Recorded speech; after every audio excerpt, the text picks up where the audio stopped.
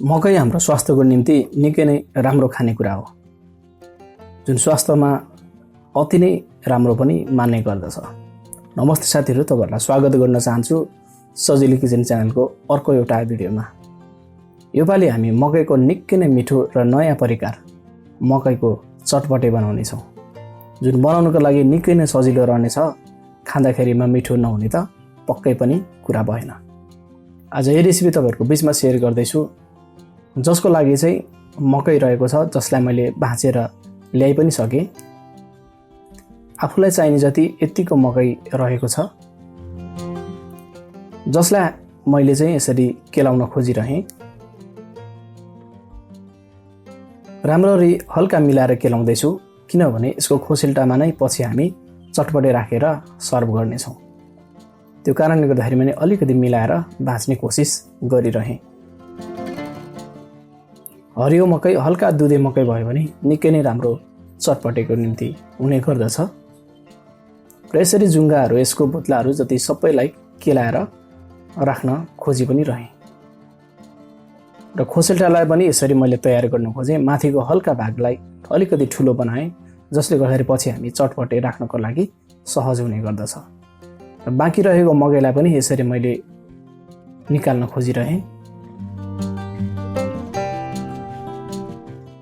र यसको पनि जुङ्गा जति सबै केलाएर सफा गर्न खोजिरहेँ। सबै मकै यसरी सफा भइसकेपछि अब यसलाई हामी बोइल गर्नेछौँ। मैले चाहिँ कुकरमा यो मकैलाई राखिदिएँ।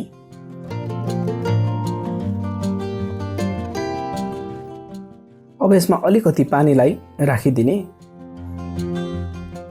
त्यसपछि बोइल हुनको लागि छोडिदिने।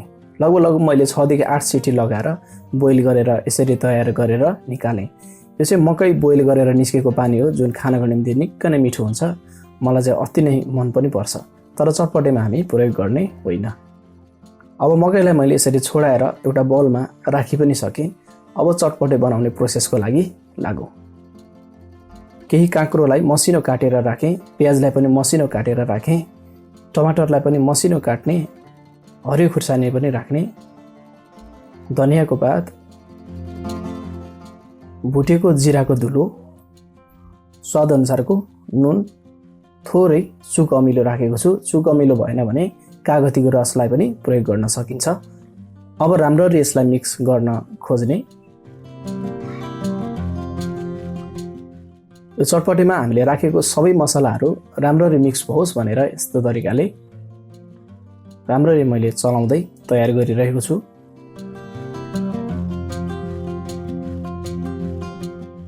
निकै नै मिठो बास्ना आइ पनि रह्यो। यतिको मिक्स भएपछि चटपटे हाम्रो तयार पनि भएको छ। अब मैले यो खोसेल्टामा यो चटपटेलाई यसरी राख्न खोजेँ। यसपालि नयाँ तरिकाले सर्भ गर्न खोजी पनि रहेको छु।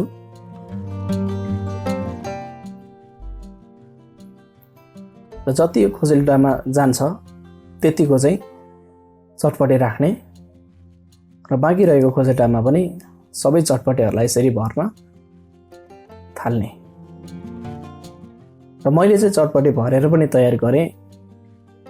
निकै नयाँ र मिठो तरिकाको यो चटपटेको रेसिपी तपाईहरुलाई कस्तो लागेको छ? जब यसलाई बनाएर खाइयो अति नै मिठो भएको थियो।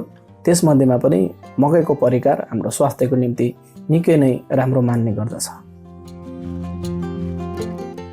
आजको यो मकैद्वारा बनाइएको चटपटेको रेसिपी तपाईहरुलाई कस्तो लाग्यो?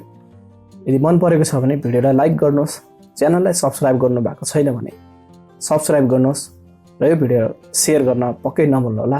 फेरि मिल्नेछौँ यो भन्दा पनि अझ मिठो र नयाँ नयाँ रेसिपीहरूको साथमा। अनि नमस्ते।